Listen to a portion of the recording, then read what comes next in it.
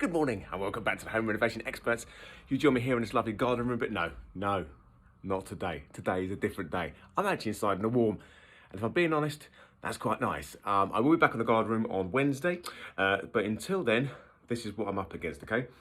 So, these absolutely lovely clients had built-in wardrobes, as you can see.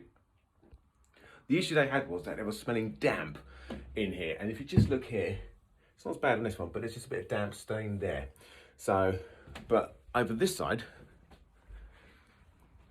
it was a bit worse. So again, wardrobe ripped out, allow it to all sort of dry out. But you can see there, a bit of damp, bit of moisture there. So the plan is they've had that all repaired from the outside now. There's been plenty of ample time for it to dry and stuff. So what I'm gonna do now is come in it, stain block that, which is down here. So I've got the brush version, this stuff here. So I'll give it a nice thick coat of this. What I'll also do is, and there's a lovely little top tip, around the windows, whoever decorated it, they put silicone around the window, and of course the paint won't stick to silicone. So what I'll also do is put stain block over that, which will seal the silicone and allow me to paint over it. So that is the plan. So it's gonna be quite a bit of making good. It's not gonna take too long, but so across here you can't tell, but where the units used to be, it's a bit rough. And the same over here. There's a lovely little ridge just there. So I'm going to use the old RS150 Festool connected to my DeWalt dust extraction. I shall get all these edges, leading edges, all electrically sanded, the wall all electrically sanded all the way through where the unit used to be, because it is just a bit rough. It's not been painted for donkey's years. At top you can see like cracks and stuff like that. They're all getting now filled up with decorator's cork. Then where there's the imperfections and stuff, I just chuck in normal everyday filler. I will then get it all recoated, repainted, and the other thing I need to do is down here, you can see the two joints between the two skirts are different, so that doesn't matter. We're going to keep the original skirting, but I'm going to just chop straight down there, and I'm going to make my own bit of skirting out of a standard piece of timber. So just basically put the profile on it myself, and then just butt that across there, and then same at this end. Just use that fill in there. So get rid of that, get it all filled up again, made good, get it returned over there. And it'll be the same in that corner as well where it used to be. So that's my plan, it's a good plan. And it's nice to be indoors, ain't gonna lie to you. So I'm gonna get sort of set up and I'll start doing some prep work and I'll show you exactly what I'm doing. Right, that's the most noisy part done and dusted. Like I say, I had the old Festool connected to my old DeWalt extractor and sanded all this. This is now perfectly smooth. So nice. I've now also stain blocked the patches where we had the most damp damage. So bring it over this way, just walk through, follow me. So there's a little bit up there like I showed you, and actually there's a little bit down that corner as well, so that's all now been done. That'll take about an hour or so to go off because it's actually quite warm in here, which is fantastic. But what I'll do in the meantime now is, not only, by the way, did I sand these, I did the whole walls. So all this area now has been sanded electrically, which is so much better than me trying to do it, especially with these old properties, because where it's got knobbly paint in that, it's freaking rock solid. So, but that thing just tears straight through it, so we like that. So like I say, now I'll go around and I'll sort of gun in all the cracks. I'll get some filler out and just fill the walls where I can. Obviously I'm gonna have filler where this stuff is, but I've got to wait for it to dry, but it doesn't stop me from like pushing ahead with the other bits and pieces. Top tip when you're using stain block as well is that the brush you use is knackered afterwards, right? Don't bother trying to wash it out. I don't know if it says if you can wash it out on the side, might do. But in my experience, it always just stays crushed as anything after. So just buy yourself a cheap ass brush. I got one for like £4 from Wix. Actually, it's quite a nice brush, ironically. But that is it, done. It's been put in it, it's been used. It will look dry, it will get chucked. Also, ventilate, because this stuff smells quite potent, but you know it's doing a good job then, don't you? Right, I'll get on some filler and some caulking. I'll be back. Right, crack it on nicely now. So I swing it around here. Oh, looky. So that is the first coat on the wall.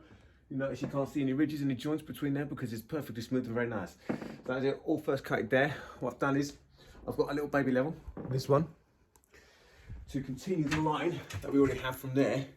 This is my pencil mark running across, so that's my cutting line. Normally I'd free ball it, but actually the level was downstairs, pencil was there, so boom, I now start following straight through. So that is now looking nice. So like all that filling, like rubbing down, all the decorator's cork, all the adhesive glue that I've actually put in some of the cracks to really help bind them and pin them together is paying off. This has now had its first coat as well, looking much better. And I have to say, the Farrow and Ball stuff that I've just been using is really good. I mean, I usually don't like Farrow and Ball too much. I won't go into details. It's a bit crap. But actually this was really nice, really creamy, great coverage. So maybe they've turned a corner. Not with the pricing, but maybe they've turned a corner with their paint, which is the most important part. So yeah, very impressed. So that's cool. So what I'm gonna do is let this sort of dry off. Once that's gone dry, I'll then run around, give it another fill where it needs it. In the meantime, I'm gonna green up that little bit there. And the client has also asked if I could just put another coat across the whole lot, because they had a little bit of condensation from the bathroom. And what it done was, and this is where Farrow and Ball is a bit naff, because it's just been here.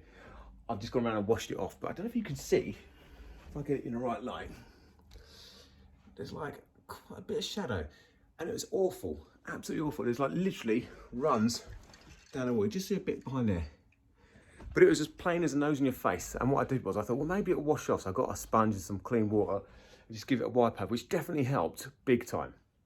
But it still looks a bit bad if you look down it. So it's like, right, okay, I'll give that lot a full coat, and that way it's all refreshed and done. But it's just condensation coming out of the bathroom, coming up and over, condensing, and just running down the walls. But the one that they've picked up to replace is like more of a vinyl mat, so it should be more waterproof and actually take that a bit more. So we shall see over time. But anyway, I'm gonna get on, get that bit of green done. Well, here we go then.